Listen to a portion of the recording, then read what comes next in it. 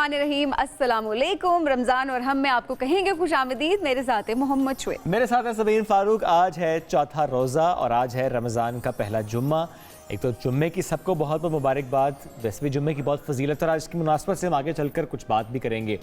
और जब रमज़ान की हम बात करें क्यों ना कुछ रिवायात का जिक्र करें सबीन, अब दुनिया भर की बात करें, मुख्तलिफ खित्तों का जिक्र करें, मुख्तलिफ मुल्कों की बात करें, तो हर मुल्क की कुछ मुख्तलिफ रिवायात होती अपने लिहाज से लोग सेलिब्रेट कर रहे होते हैं। बड़ा वो होता है, एक तरह से देखा जाए तो हर कोई अपने लिहाज से सेलिब्रेट कर रहा होता है। तो पहले अपनी बात करते हैं, अपनी बात अपने बचपन की बात करते हैं। अपने बचपन जैसे मुझे याद है सबीन के हमारे मोहल्ले में सुबह सहरी के वक्त ना एक शख्स आता था, ड्रम बजाता था। हाँ। टीन का डब्बा नहीं होता, टीन का डब्बा होता था, बाजों का कुछ जगहों पर ढोल की वो भी होती है, महंगी जगह होती है। मैं जिस जगह को बता रहा हूँ वहाँ घी का खाली डब्बा होता था और टन टन टन होता था। हाँ, मतलब हम सब ने वही बता रही हूँ कि मुख्तलिफ जगहों पर मुख्तलिफ तरह के जो इक्विपमेंट्स होते थे उनका इस्तेमाल किया जाता था। Equipments was nice, I like it. Equipment, so वो जो घी का खाली डब्बा जो बजाया जाता है वो इक्विपमेंट होता है, या म्यूजिकल इंस्ट्रूमेंट कह देते हैं, उसे एक नया नाम दे देते हैं। इंस्ट्रूमेंट्स होते हैं, instruments. Equipment is not right word, instrument is the right word. अच्छा, आवाज क्या लगाता था वो? या तो जो मुझे याद है वो सहरी के वक्त मुझे याद है कि वो या तो कोई नात पढ़ रहे होते थे साथ साथ के डफ के ऊपर एक तरह से नात होती थी वो, या फिर आवाज मुझे नहीं याद। अच्छा, रिमेंबर रोजेदारो अल्लाह के प्यारो, अच्छा जाग जाओ, आगे कुछ लाइन डिफरेंट भी थी बट रोजेदारो अल्लाह के प्यारो, आई रिमेंबर दैट। और उसके बाद फिर साथ बजा रहे हैं और साथ वो जगा रहे हैं, लोग जाग जाते थे। ठीक है, अलार्म नहीं लगाते थे। और अब जाहिर है मस्जिद में ऐलानात भी किए जाते हैं साथ साथ कि सब उठें जी, सहरी का वक्त हुआ जाता है। और इस तरह के मुख्तलिफ यहाँ पर हर जगह पर मुख्तलिफ उसमें। अच्छा, अब टेक्नोलॉजी आ गई है तो ऑब्वियसली चीज़ें थोड़ी सी चेंज हो गई हैं।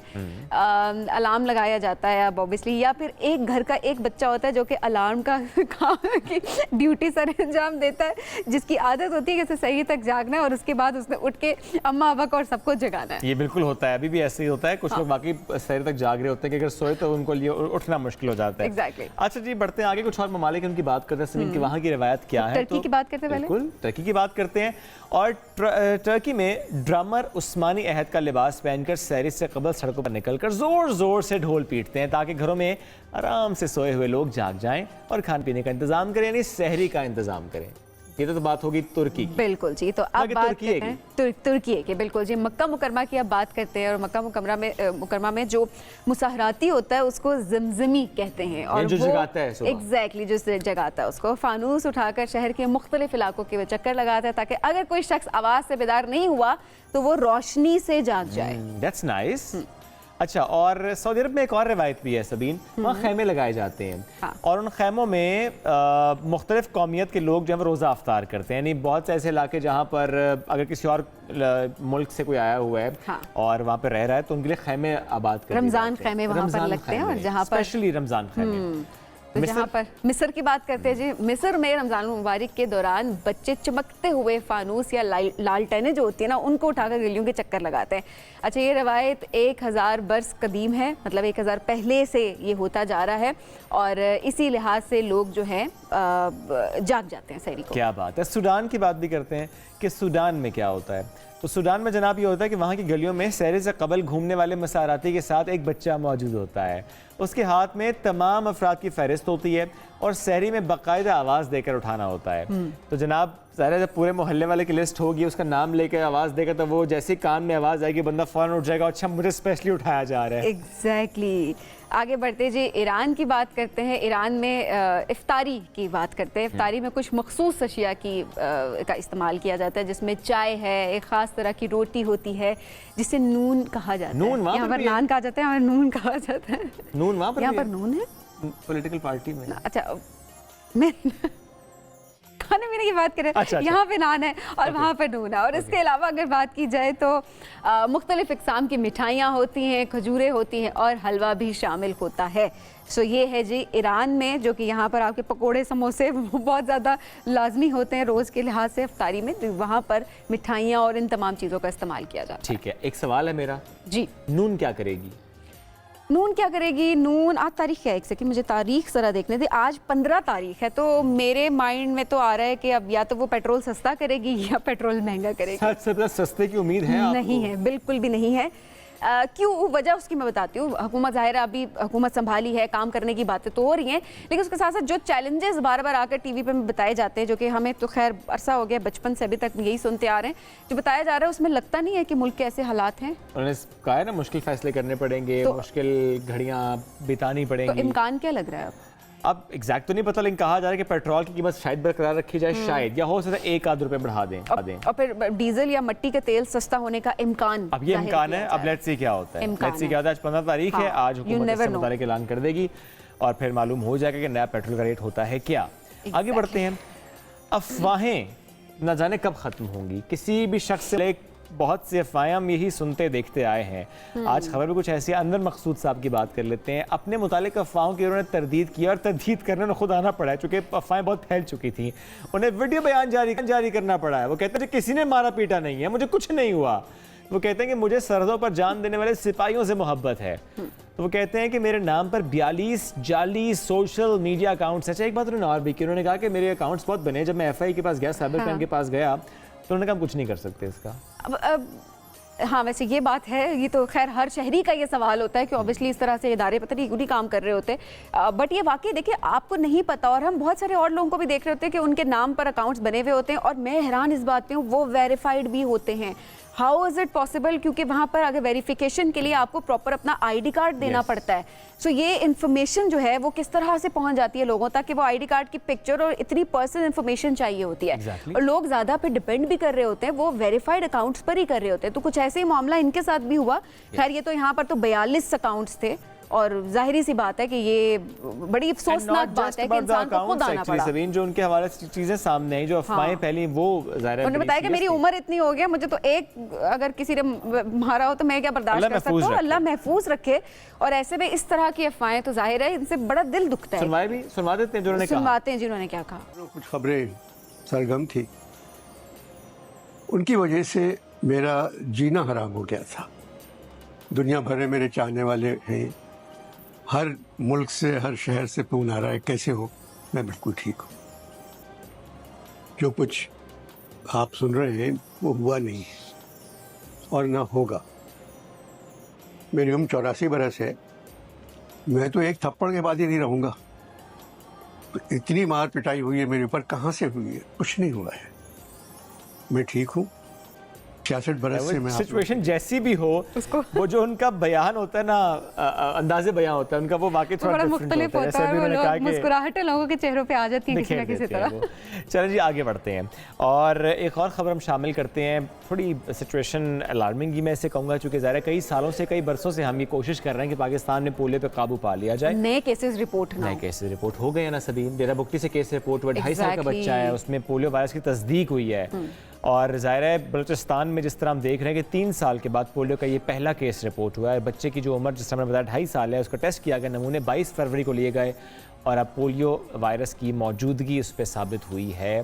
अब हम देखते हैं कि साल में कई मरतबा पोलियो की मुहिम चलाई जाती है, एंटी पोलियो मुहिम, लेकिन फिर भी हम देख रहे हैं कहीं पर अगर रिफ्यूजल हैं, जो भी रीजन हो। से, लेकिन इसमें एक बात और भी है कि देखिए वो फिर थोड़ी थोड़ी काम भी करी होती है कि जिस तरह बलूचिस्तान की बात की जाए तो 3 साल के बाद अब ये केस रिपोर्ट, मतलब 3 साल तक केसेस नहीं सामने आए और यही समझा जा रहा था कि बस काबू पा लिया गया है। लेकिन ऑब्वियसली जब रिफ्यूजल्स आते हैं और आप बच्चों को महरूम रखते हैं इससे, तो उसके बाद बच्चे सारी जिंदगी के लिए भुगतते हैं, आपकी गलती को भुगत रहे होते हैं। और बिल्कुल सबीन, और ज़्यादा जो माहौल है उसमें नमूने लिए गए थे और उस माहौल में भी जो नमूने लिए गए उसमें भी लास्ट ईयर अगस्त में पोलियो वायरस की मौजूदगी जो है वो थी।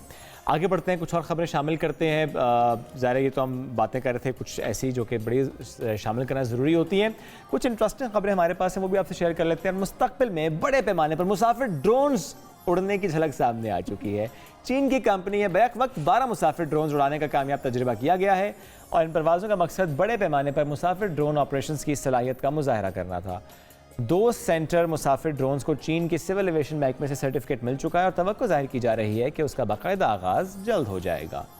तो ये तरक्की है जी, टेक्नोलॉजी का मैदान है, उसमें आगे बढ़ रहे हैं। नई चीज़ें सामने आ रही हैं आहिस्ता आहिस्ता, जो कि हमारे लिए बड़ी आम होंगी। इसके बाद मुझे आम सी बात है जी, ये क्या बातें कर रहे हैं। और मुझे अब मैं कह रही हूँ, देखिए हमारे शोज़ में रिकॉर्ड हो जाते हैं, तो वो जो बाद वाली जनरेशन है वो जब हमारे शोज़ हो कहेंगे अच्छा ये लोग तो ये बातें करते थे, ये किस ज़माने के लोग थे। सही बात, पता नहीं हम तब होंगे नहीं होंगे। आप उन लोगों की बात तो नहीं कर रहे सबीन, जो हाइब्रिड ह्यूमन होगा, है हाइब्रिड ह्यूमन। अब ये क्या होने जा रहा कहा जा रहा है जी अगले परेशान 5 कर रहे हैं सालों आप में। मुझे। अब ये गाड़ी की बात नहीं है, वाकई हाइब्रिड इंसानों की बात हो रही Oh है। God. आर्टिफिशियल इंटेलिजेंस एक्सपर्ट ने खबरदार कर दिया है। मारूफ साइंसदान डॉक्टर काजविल, उन्होंने कहा है कि रवां दहाई के अख्ताम से कबल मसनूई जहानत इंसानी जहानत को पीछे छोड़ देगी और हाइब्रिड ह्यूमंस होंगे। इसमें एक और बात भी की गई है, वो कहते हैं कि अगर आप बूढ़े हो जाएंगे तब भी आपका एक यंगर वर्जन बहरहाल रहेगा अच्छा एआई के through, in AI virtual world of course. अभी एआई के थ्रू अभी क्या क्या होना शुरू हो गया है वो भी सबके सामने है। लेकिन अच्छा फिर ये जो सारे लोग कह रहे होते हैं कि ज़िंदगी हमें कभी टेक्नोलॉजी बनाने वाले हमें तो इंसानों को कैसे रिप्लेस कर सकते हैं, लेकिन आप जब बहुत ज़्यादा एम्पावर करेंगे तो ऑब्वियसली कहीं ना कहीं तो आपको मात ज़रूर देगी ना वो। में भी रिप्लेस ना हो, असिस्टेंट अच्छा असिस्ट करने के लिहाज से ऑब्वियसली, लेकिन मैं हमेशा कहती हूँ अशरफुल मखलूकात, कोई भी चीज़ इंसान रहेगा इंसान से अशरफुल मखलूकात। हाँ। बेशक बेशक ऐसे ही है। चल नाज़रीन बढ़ते हैं आगे, कुछ और खबरें शामिल करेंगे, एक ब्रेक की तरफ बढ़ते हैं, ब्रेक से वापस आएंगे रमजान हम में। Stay with us. Welcome back. मज़ेदार पकवान में कहेंगे खुशामदीद और सबा आफ्ताब हमारे शेफ साथ मौजूद हैं, उनकी तरफ चलते हैं और पूछते हैं कि आज उनके किचन में क्या बन रहा है जिसको कॉपी करेंगे बहुत से हमारे नाज़रीन और फिर ट्राई करेंगे ऐसी मज़ेदार रेसिपीज़। सबा अस्सलाम वालेकुम। वालेकुम अस्सलाम, क्या हाल है? ज़बरदस्त अल्हम्दुलिल्लाह। सबा आज क्या बन रहा है किचन में? आज हम बना रहे हैं बच्चों के लिए, बड़ों के लिए, सबके लिए सैंडविचेस और अम्मियों के लिए इजी काम करने वाला बाज़ दफ़ा। और एक और चीज़ इसके अंदर जो मैंने हाइड करी हुई है वो ये है कि हम लोग एग्स को थोड़ा सा स्नीकीली इसके अंदर ऐड कर रहे हैं, क्योंकि बाज़ बच्चे अम्मियों को हर टाइम देते हैं और बड़े भी अगर देते हैं घर में अपने खाना बनाने वालों को हर टाइम एग्स खाने में, तो वो इस तरह से अगर स्नीक इन कर लें तो उनको शायद नहीं पता चलेगा, नहीं पता चलेगा और यमी भी रहेगा सैंडविच और एग भी खा लिया जाएगा बगैर पता चले। सही है। तो मैंने ना यहाँ पे क्या लिया हुआ है मैंने, मल्टीग्रेन ब्रेड है। अच्छा मल्टीग्रेन नहीं ले, प्लेन ब्रेड भी ले सकते हैं, ज़रूरी नहीं है। मेरे पास घर पे यही थी तो मैंने यही ले लिया है। सही है। अच्छा और 2 अंडे हैं। ठीक है, 2 अंडे पहले। अच्छा थोड़ा सा फ्लैट प्लेट पे क्रैक करना होगा क्योंकि ज़ाहिर है उसको सोक करना है एग के अंदर, तो बड़ी प्लेट डीप ताकि उसके अंदर कर सकें। ठीक है, चलो जी ये हो गया। इसको आपने हल्का सा मिक्स करके और थोड़ी थोड़ी सीजनिंग ऐड करनी है। ना भी करें तो खैर है क्योंकि आपके बाद में चिकन में ऐड हुआ होगा, लेकिन अगर कर लें तो कोई बुरी बात नहीं है, यानी फ्लेवरफुल हो जाएगा। That's never bad. सही है। थोड़ी सी काली मिर्च ऐड कर दी, थोड़ी सी लाल मिर्च ऐड कर दी और थोड़ा सा नमक। ठीक है, ये हो गया बस। काली मिर्च, लाल मिर्च, नमक, वर डन हियर। इसको इधर रख देते हैं हीट पे फ्राइंग पैन को। हिसाब बहुत अच्छा है। उन्होंने अपने अंदाजे से डाला नमक, मैं देख रहा था कोई चम्मच नहीं, क्योंकि उनका अंदाजा अपने लिहाज से रोज बनाने वाले जो लोग होते हैं एक्सपर्ट, उनको बड़ा आइडिया होता है ना। लेकिन वो बाज़ दफ़ा आपने वो देखा है, वो जो हाथ से डालने का जो सुकून होता है वो भी होता है उसमें। हाँ है ना। सही बात है। वैसे मसाले ऐसे मैं कैसे डालती हूँ ना, स्पेशली वो यूज़ कर रही होती हूँ ना, नमक या क्या मिर्चें तो चलें अगर आप चम्मच से डाल रहे हैं, लेकिन मुझे नमक के लिए ख़ास तौर पे मुझे होता है कि हाथ से डला हुआ हो तो वही आइडिया होता है कि कितना जा रहा है, और एक लाइक स्पेसिफिक मोशन में। अब इसके अंदर बस ये ब्रेड्स को ना मैं अंडे में सोक करके और कोट करके और फ्राई होने के लिए डाल। और अच्छा फौरन आपने कोट कर लिया या थोड़ी देर उससे आपने सोक करना ताकि एब्जॉर्ब कर ले एग को ब्रेड? यस, आपने देखा ना मैंने डाल के थोड़ी देर छोड़ दिया था जब तक ऑयल को मैंने वो किया ट्विस्ट अराउंड।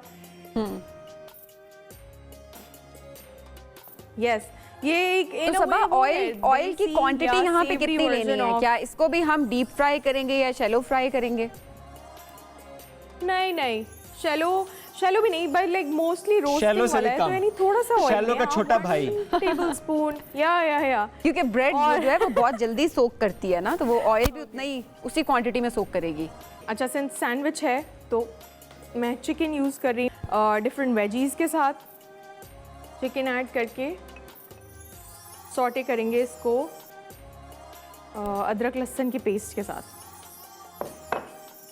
चलें, और साथ ही अब आप जो चिकन है वो सौते हो रहे हैं, आपने लहसुन अदरक का पेस्ट ऐड किया, थोड़ा सा पानी ऐड किया सबा इसमें?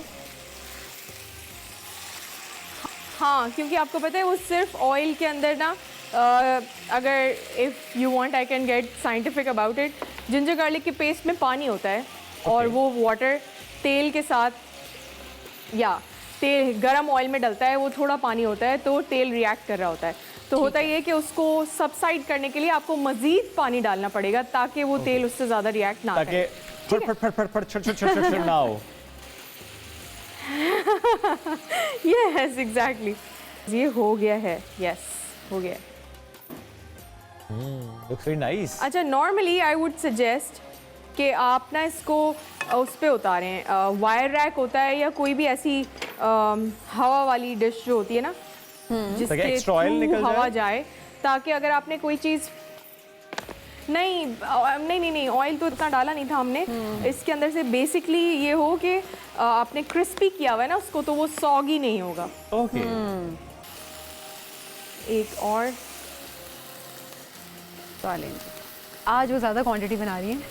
नहीं, क्या पता वो अच्छी बात है, मैं वही बता रही हूँ, क्या ज़्यादा क्वांटिटी हो रही है तो आज मतलब खुश हो जाएंगे वहाँ पे सारे। सही बात है। टाइम नहीं होता है, नहीं तो आपको पता है मिक्सचर्स तो बहुत ज़्यादा होते हैं, ये इसमें बन सकती है अच्छी खासी क्वांटिटी, पर यहाँ पे इतना टाइम नहीं होता कि मैं वो ज़्यादा सारा बनाऊँ। हम बस अब चिकन के अंदर ना सॉटे हो गया ये, इसके अंदर स्पाइसेस ऐड कर देते हैं और वेजीज़ में मेरे पास है टमाटर, प्याज, खीरा है जो कि बाद में ऐड करेंगे क्योंकि खीरा को पकाना नहीं है ना, तो वो लकी दैट। बड़ा ही फाइनली चॉप हुआ हुआ है ताकि सैंडविच के अंदर अच्छे से आ जाए। सो इसके अंदर हमने डाल दिया लाल मिर्च, काली मिर्च, नमक, थोड़ा सा चिकन फ्लेवरिंग डाला है और चिली फ्लेक्स डाले हैं और ग्रीन चिली डाली है। ठीक है सबा, कहाँ तक पहुंची रेसिपी? अच्छा जी,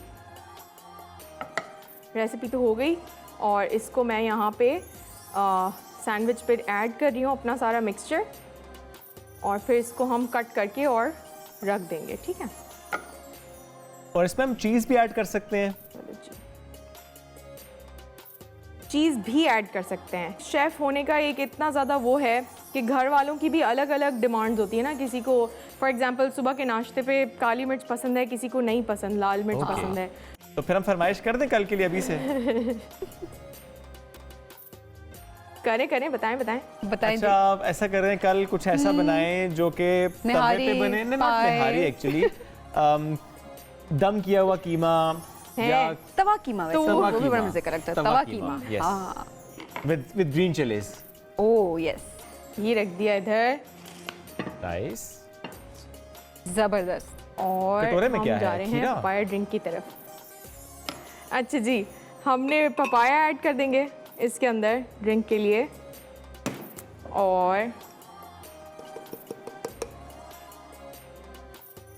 और इसमें हम ऐड करेंगे पानी। पानी की जगह आप इसमें कोई फिजी ड्रिंक भी ऐड कर सकते हैं, कोई भी सोडा वाटर। ठीक है, ये ऐड हो जाएगा और हम इसमें ऐड करेंगे टैंग। देखें भाई, आपके पास टैंग में इतने सारे विटामिन्स हैं जो कि आपको रिहाइड्रेशन के लिए वैसे भी ज़रूरी है। आप पूरे दिन के रोज़े के बाद अच्छा होगा कि अगर आप ये चीज़ें ऐड करें तो पूरा दिन आप पानी नहीं पी रहे होते हैं। पानी भी है Obvious ना, फिर तो पाया, वाटर, टैंग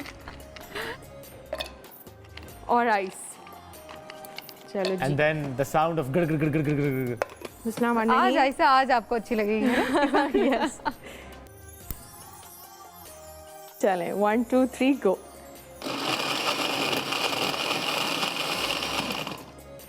ये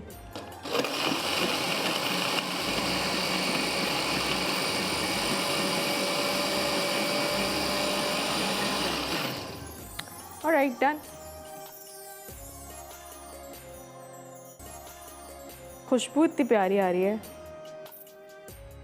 चलो जी, ओके जी, पपाया चिलर इज रेडी और ये आपने सर्व कर दिया उसको, और बहुत ही खूबसूरत रंग आया है इसका। मैं कहूँगा टेस्ट हम अफ्तारी में करके बता पाएंगे अगर हमने बनाया ये, लेकिन जो जो बनाए अपने घरों में ट्राई करें वो ज़रूर फीडबैक दीजिए। बिल्कुल जी, तो पपाया ग्रेट, ये थी जनाब Egg and chicken egg and chicken sandwich. Yes. ये स्पेशली बच्चों के लिए हैं जो कि डंडी मारते हैं अंडा खाने में, सवा ने उनके लिए, उनकी माँ के लिए आसानी बेसिकली की है फिर इसमें आपने किस तरीके से ऐड किया कि बच्चे खाएंगे ही धोखा दे दें बच्चों को और खिला दें नॉट धोखा, बच्चों को इसी तरह से खिलाना पड़ेगा टेस्ट Exactly. बड्स ताकि उनके भी डेवलप हो जाए।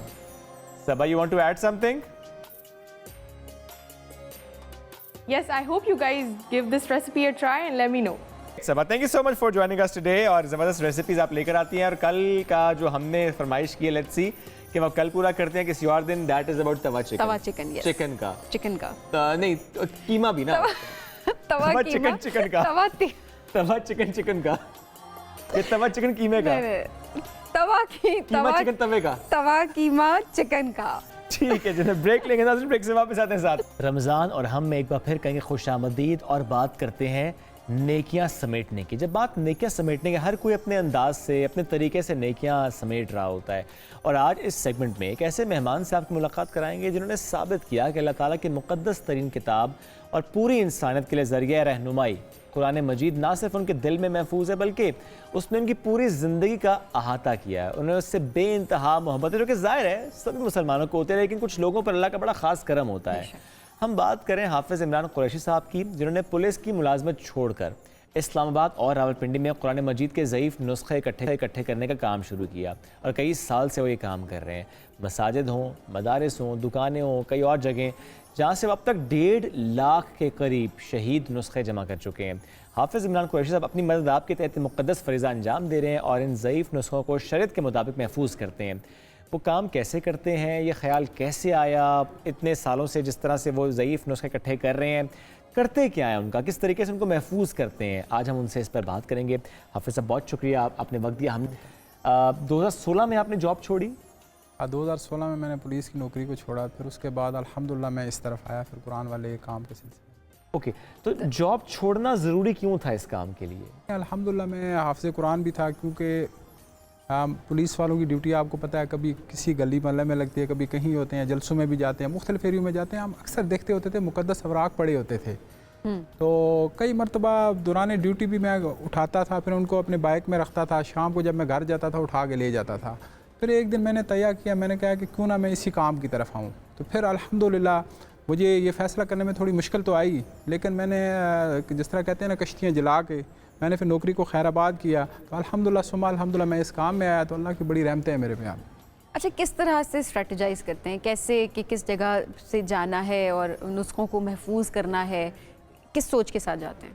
देखिए, शुरू में जब मैंने ये काम शुरू किया तो उस टाइम मैं अकेला ही था। सुबह में निकल जाता था मुख्तलिफ एरियो में, रोड्स पे या रोडों के साइड पे आपने देखा होगा खंभों के ऊपर वो डब्बे लगे होते हैं। जी, मैं उनको देखता था, फिर वहाँ वहाँ से फिर मैं उनको कलेक्ट करता था। मैं आस्ता आस्ता करते करते लोग मेरे साथ फिर अटैच होना शुरू हुए। फिर अल्हम्दुलिल्लाह सुम्मा अल्हम्दुलिल्लाह अब हमारा ये तरीका कार होता है कि हम पहले एरिया का विज़िट करते हैं, जो उस एरिया की मसाजिद और मदारस होते हैं वहाँ पर जाते हैं, उनको इन्फॉर्म करते हैं कि आप मस्जिदों में से ऐलान करें, जिन लोगों के घरों में कुरान मजीद पढ़े हुए शहीद या जो बिलफर्ज कोई कुरान मजीद पढ़ा है, कोई पढ़ता नहीं है, उसको वो मस्जिद में जमा करवा जाएं, तो फिर नेक्स्ट डे जाके हम लोग उसे कलेक्ट कर लेते हैं। और फिर क्या करते हैं उसके बाद? फिर उसमें ये होता है कि जब हम ले आते हैं, जो हमारी एक जगह है जहाँ पे हम इनको महफूज करते हैं, तो इनको हम छांटी करते हैं।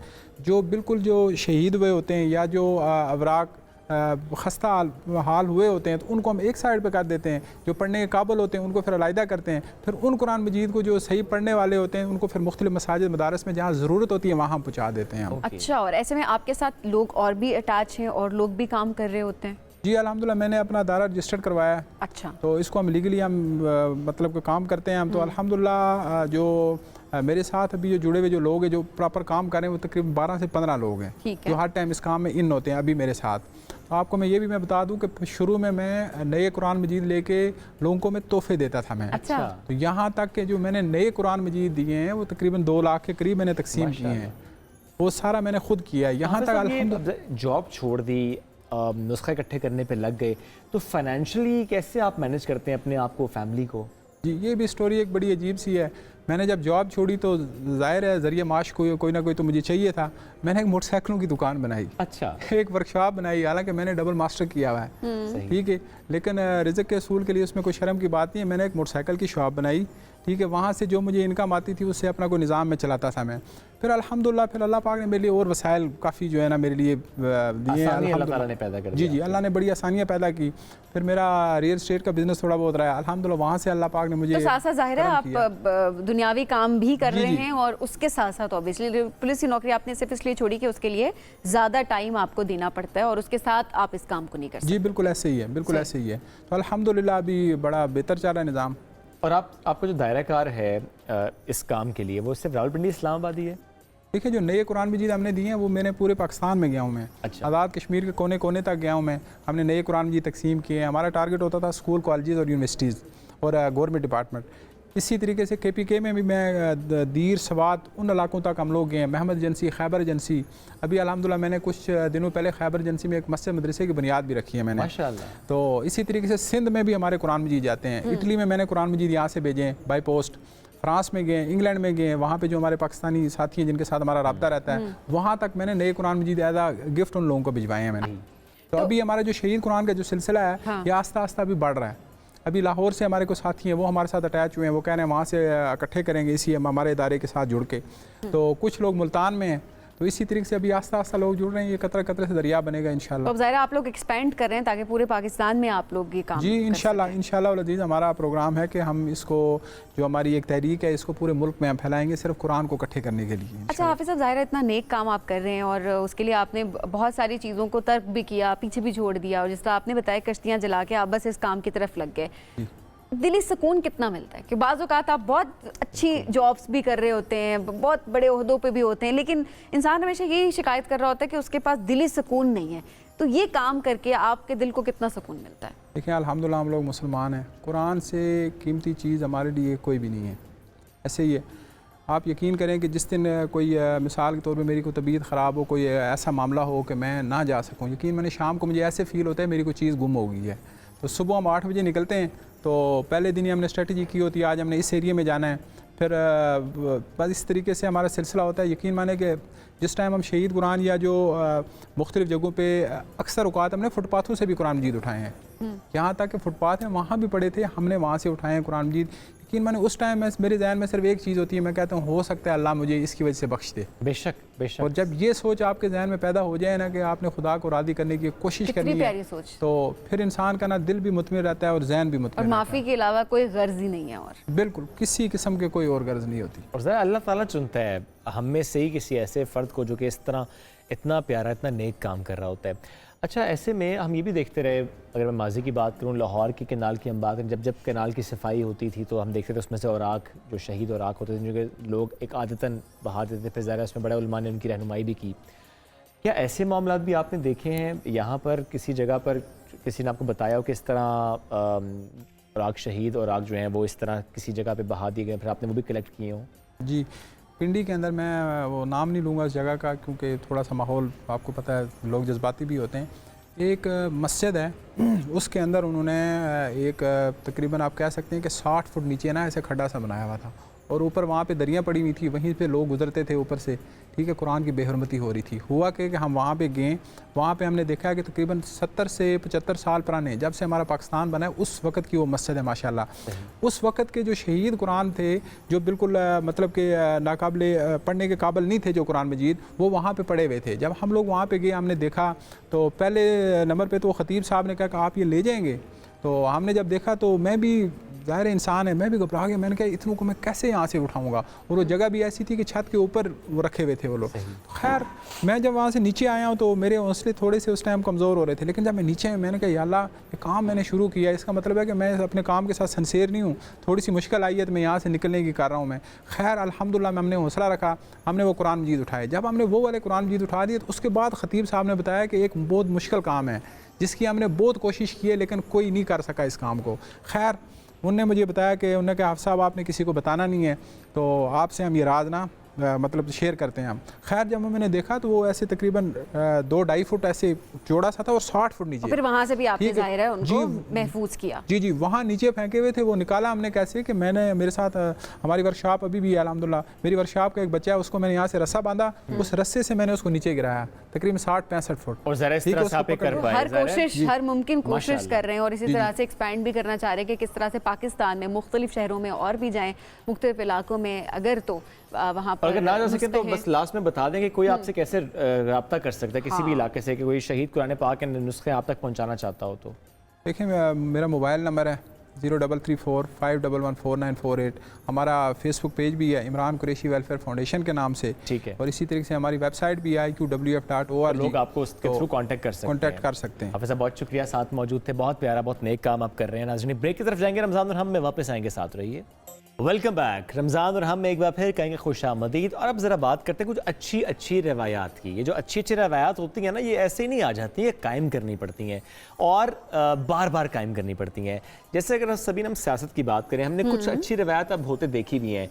जैसे अगर कोई साथ ना बैठ रहा हो तो हमें साथ बैठता नज़र भी आ जाता है। जैसे कोई अगर हार जाए तो पहले क्या होता था कि सीधी सीधी बस तोपों का रुख कर दिया, दूसरी अब भी होता है बट कुछ लोग नहीं भी करते। कुछ लोग नहीं भी करते। जिस तरह हमने जो साद रफीक का देखा कि कैसे उन्होंने अपनी हार को तस्लीम किया, उन्होंने कहा जी अवाम की मर्जी के आगे सर तस्लीम है। बड़ा खूबसूरत से उन्होंने खुर्रम दस्तगीर साहब ज़ाहिर वफाकी वजीर भी रहे और गुजरांवाला से इनका ताल्लुक है और उन्होंने एक्सेप्ट किया उसको। उन्होंने कहा ठीक है, कोई कमी कोताही रह गई होगी, बिल्कुल सही है, अवाम ने जिसको चुन लिया, दैट्स फाइन। मैंडेट तो अवाम ने देना है, मैंडेट अवाम ने देना। तो ये जो इतनी अच्छी रवायात कायम की जाती हैं, इसी की तो हमें ज़रूरत है हमारी सियासत में स्पेशली।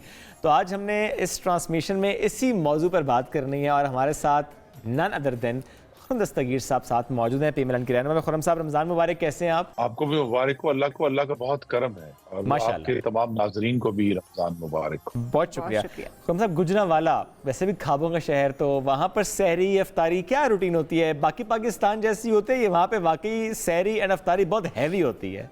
जी, गुजरांवाला में लोग भी माशाल्लाह पहलवान है, हैवी है, तो सहरी अफ्तारी भी उसी तरह भारी भरकम होती है और भारी है, अफ्तारी में भी भारी है। अपनी रूटीन बताएं ना फिर, सहरी की भी और अफ्तारी की भी।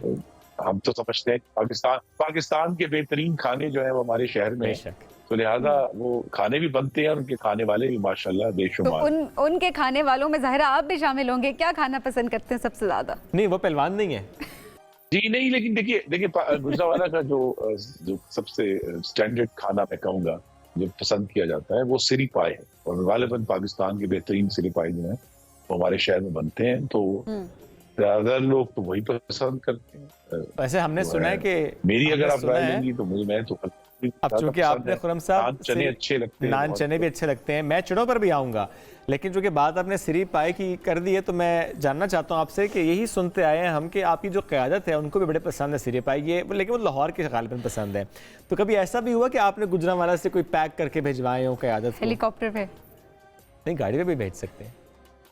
जी ये दुरुस्त नहीं है, ये खबर सिरी पाए वाली दुरुस्त नहीं है, तो दूसरे खाने पसंद है, लेकिन सिरी पाए करती है आपने सही तरह, इसका मतलब है उनकी तवाज़ो की नहीं है ना। फिर देखिए गुजरांवाला के मशहूर है, इतने पसंद किए जाते हैं, आपने सही खिलाए नहीं है। फिर नहीं, हमारे पास अगर आप दोनों तशरीफ लाएं रमजान में या रमजान के बाद तो आपको भी खिलाएंगे और आपको भी अंदाजा होगा कि पाकिस्तान के जो बेहतरीन खाना है वो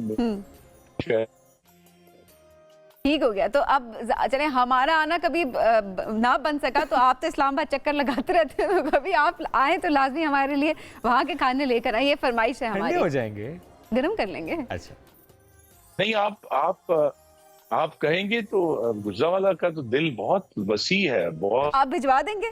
खुद है खाने के मामले में, तो इंशाल्लाह आपको डिलीवर कर देंगे। क्या बात है। चलें जी, जबरदस्त। अच्छा, वैसे खुर्रम साहब इलेक्शंस के बाद क्या रूटीन है? क्योंकि ज़ाहिर है एक सियासतदान की रूटीन नॉर्मली तो हम ये देखते हैं कामयाब हो गए, उसके बाद ज़ाहिर अपनी सारी MNAs हो, MPs हो, या वजारत मिल जाए तो उसकी मसरूफियत अपनी हो जाती है।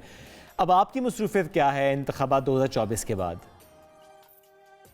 जी, एक तो मसरूफियत ये है कि मैं जो इंतखाबी नताइज है उनको अदालत में चैलेंज करूंगा, तो हम उसकी एक कानूनी तैयारी कर रहे हैं और उसमें भी मसरूफ है।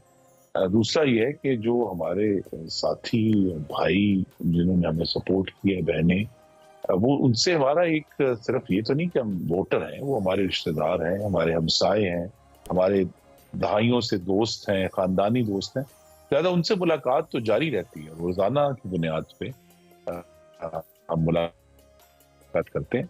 सिर्फ ये है कि अब बिलाखिर बहुत सालों के बाद अल्लाह ताला की तरफ से एक ऐसा वक्त आया कि मैंने जो मेरी अनपढ़ी किताबों का ढेर था उसके ऊपर से मिट्टी झाड़ी है, और मैं सोच रहा हूँ कि मैंने किस ऑर्डर में कौन सी किताबें भी पढ़नी है। मैंने कुछ लिखने का भी काम पहले से ज्यादा दोबारा शुरू किया है। तो मसरूफियत तो जारी है, और ये भी मसरूफियत है जिसका मैं हिस्सा हूँ कि मैं आपके साथ टेलीविजन पर हूँ, तो मीडिया पर भी जो आना है शोज में, वो भी अब मसरूफियत का हिस्सा है। लेकिन बल्कि शाम के वक्त तो बहुत रूटीन इजी हो जाती है, तो उसमें फिर फैमिली को टाइम अब ज़्यादा दे रहे होंगे, और शायद फैमिली भी इस एतबार से खुश ज़रूर होगी कि अच्छा कि टाइम मिल रहा है अब। ये आप समझ सकते हैं कि मेरे फैमिली के लिए तो मैं अपना दोबारा तारुफ करा रहा हूँ मेरे अच्छा। बच्चों को। आदत नहीं है, पहली दफा उनके वालिद जो हैं वो घर में नजर आ रहे हैं, तो या कोविड में कुछ अरसा था जब हम घर में थे, तो उसकी तो एक री इंट्रोडक्शन हो रही है, और वो भी एक दिलचस्प तजुर्बा है कि जब मेरे बच्चे बड़े हो रहे थे, मुझे अगर सियासत में किसी चीज पे कोई अफसोस है वो यही है कि मैं अपने बच्चों को बड़ा होता हुआ नहीं देख सका। मैं कुछ दिन उनके साथ होता तो ज्यादा वक्त है मैं इस्लामाबाद। सही, आप ज़ाहिर है वक्त जरूर बच्चों को दे रहे हैं, कोई डिस्ट्रैक्शंस भी नहीं है। ऑब्वियसली सोशल मीडिया भी उस तरह से तो चल नहीं रहा, तक एक्स भी बंद है जहां पर ज्यादातर पॉलिटिकल एक्टिविटीज हम देख रहे होते थे। आप भी एक्स को मिस करते हैं? जी नहीं, मेरे तो ख्याल में मुझे महसूस हुआ कुछ से अभी नहीं कि ये एक एडिक्शन सी हो गई है, तो अब उसमें जो मुस्तकिल देखते रहना एक्स को या ट्विटर को पहले कहते थे, वो एक अजीब सी एडिक्शन थी। और इस पे मैं अब कुछ पढ़ भी रहा हूँ आजकल कि ये जो सोशल मीडिया है, ये आगाज तो इसका हुआ था कि भी हर चीज ओपन होगी और हर चीज जो है लोग आपस में बात कर सकेंगे, लेकिन इससे जो है वो अब पूरी दुनिया में जमहूरियत को नुकसान हो रहा है, जमहूरियत डिग्रेड हो रही है इसकी वजह से। बिकॉज जितने ज्यादा आप झूठ बोलेंगे, जितनी सख्त और गलत ज़बान इस्तेमाल करेंगे, उतने ही लाइक्स मिलते हैं, उतना ही यानी खुर्रम साहब, यानी इसका मतलब ये हुआ कि जमहूरी हुकूमत ने इसीलिए फिर एक्स को बंद कर दिया कि जमहूरियत को नुकसान नहीं, ये वजह नहीं। अच्छा। बंद करने की कोई वजह नहीं होनी चाहिए, हमें उस पर जरूर कुछ सेफ गार्ड पाकिस्तान के मुआशरे के हवाले से होते हैं, लेकिन हम सबको कोशिश ये करनी है कि हमारी जो ये सब प्लेटफॉर्म्स हैं ये ओपन हो, ताकि ये एक बड़ी फाइन लाइन है कि जो जमहूरी अज़हार राय का इजहार है वो भी, लेकिन फिर उसको स्लैंडर के लिए या अंग्रेजी में कहते हैं लाइबल, यानी हद तक इज्जत के लिए इस्तेमाल न किया जाए। और पाकिस्तान में चूंकि कुछ जगहों पे एक आपको मालूम है कि हमें खास मजहबी हसासियत भी है कुछ शख्सियात के बारे में, तो लिहाजा वहां उसको सामने रखते हुए बहरहाल मेरी तो हमेशा इंस्टिंक्ट यही है कि हमें खुला रखना चाहिए एक दूसरे से बात करने का, प्लेटफॉर्म्स को जिस हद तक हो सके अपने आइन जो कहता है हमारा उसके मुताबिक उसे ओपन होना चाहिए। और ज़रा हुकूमत को इसमें क्या करना चाहिए फौरी तौर पे, क्योंकि एक तरह से हम ओपनली जिम्मेदारी कबूल करते हुए भी तो नहीं देख रहे होते ना। जी, तो ये इस पे अभी ये कोई इतना आसान जवाब नहीं है इस सवाल का, और हुकूमत को इस पर सोचना पड़ेगा। ये पाबंदी भी जो है ये लामहदूद वक्त के लिए नहीं हो सकती, फिर आखिर इसको मैं खोल लें। इस तरह अगर आपको याद करा दूं 2012 में भी एक यूट्यूब पे इशू बना था और यूट्यूब को बंद करना पड़ा था। तो उसके बाद फिर जब मुस्लिम लीग नून की हुकूमत आई तो 2013 में फिर हमने यूट्यूब के साथ बाकायदा गुफ्तगू करके और अपने जो हमारे तहफ़्फ़ुज़ात से उसको डिस्कस करके फिर उसको खोला था, और आज तक वो खोला हुआ है, 11 साल हो गए। तो इसी तरह की कोई बात जो है हमें दूसरे प्लेटफॉर्म पर भी करनी पड़ेगी, और ये जब तक पाकिस्तान में जिसे हम कहते हैं ये कॉन्सेप्ट है डेटा सॉवरेंटी का, जब तक पाकिस्तान की डेटा सॉवरेंटी, पाकिस्तान से जो डेटा जनरेट हो रहा है उसके ऊपर कुछ हद तक पाकिस्तान की रियासत की खुद मुख्तारी होनी चाहिए। ये अब इसके लिए कानून साजी भी करनी होगी और गुफ्तगू भी काफी वाइडर बात है, गुफ्तगू भी और कानून साजी भी। अच्छा खुर्रम साहब, पीटीआई एक बात करती आई है इलेक्शन के बाद से, वो कहते हैं कि हम फॉर्म 47 पर कायम हुकूमत को नहीं मानते, फॉर्म 45 पर हुकूमत बननी चाहिए। और आपने चूँकि खुद अभी कहा ब्रेक पर जाने से पहले कि आप भी इन इंतखाबी नताइज को चैलेंज कर रहे हैं, तैयारी कर रहे हैं, तो आपका एतराज़ फॉर्म 45 पर है अपने हल्के में कि फॉर्म 47 पर है? जी, मेरा एतराज़ दोनों पर है, लेकिन देखिए ये जो पीटीआई के एतराज़ात और इल्ज़ामात हैं, ये तो इनका एक मुस्तकिल सियासी वतीरा है। ये 2014 से इल्ज़ामात लगा रहे हैं। 2014 में इन्होंने भी इसी तरह के इल्ज़ामात लगाए थे और उसकी बुनियाद पर 126 दिन का धरना किया, लेकिन जब उसके बाद मामला अदालत में गया, और ये बहुत सारे आपके नाज़रीन ये बात भूल चुके हैं उसके बाद वो पूरा एक केस चला था बिल्कुल। Supreme court of Pakistan. Election धांधली का 11 हल्के जिसके खोलने आखिर का। में, हाँ, उन्होंने ये कहा कि 2013 के इंतखाबात में कोई मुनज़्ज़म धांधली नहीं हुई। उस वक्त भी ये कहते थे हमारे पास फॉर्म 14 के ट्रकों के ट्रक भरे हुए हैं, लेकिन सुप्रीम कोर्ट ने वो सारे ट्रक जो थे कागज के वो रद्दी कर दिए थे। तो लिहाजा ये इनके इल्जामात जारी रहेंगे, क्योंकि ये नहीं हो सकता, और ये बात क्लियर होनी चाहिए कि जिस सूबे में मैं जीत जाऊं तो मैं कहूँ जी मेरा सूबा ठीक था, बाकी सूबों में गलत इलेक्शन हुआ है, और मेरे सूबे के आरओज जो हैं वो तो इमाम काबा ने भिजवाए थे। और आपके बाकी वैसे सूबों क्या में- हुआ? आप क्या तो आप भी तो यही बात नहीं कर रहे, आप हार गए, अब आप चैलेंज करने की बात कर रहे हैं, और इससे पहले भी कहीं ऐसा भी हुआ था? जरा इसको बात की तस्दीक भी कर दीजिएगा कि क्या आपने नताइज को कबूल नहीं किया था? देखिए जो एक दफा नोटिफिकेशन कमीशन से, इलेक्शन कमीशन से आ गया, हमने ये कहा कि एक फैसला, और मैंने जाके बाकायदा आवाम के सामने बात की थी, जो लोग मेरे बहुत सपोर्टर्स बहुत बड़ी तादाद में इकट्ठे थे हमारे दफ्तर में, कि भाई एक नतीजा आ गया है, हमें उसकी बुनियाद पर ही आगे बढ़ना है। वो एक लफ्ज को भी तस्लीम कर लिया, कबूल कर लिया, एक नतीजा आ गया है, उसकी हमारे सामने है, एक नोटिफिकेशन एक इदारे ने कर दिया, और यही इशू हम सबके सामने है कि बजाय ये कि हम इदारों पर चढ़ दौड़े कि उन्होंने हमारे खिलाफ फैसला क्या किया, हम कानून का रास्ता अपनाएंगे और हम IMF को खत नहीं लिखेंगे, हम यूरोपियन यूनियन को कोई पटिशन नहीं डालेंगे, हम पाकिस्तान के इदारों पर ही और अदालतों पर ही एतमाद करते हुए आगे बढ़ेंगे। सही। तो उसमें वैसे एतराज़ है क्या आपका?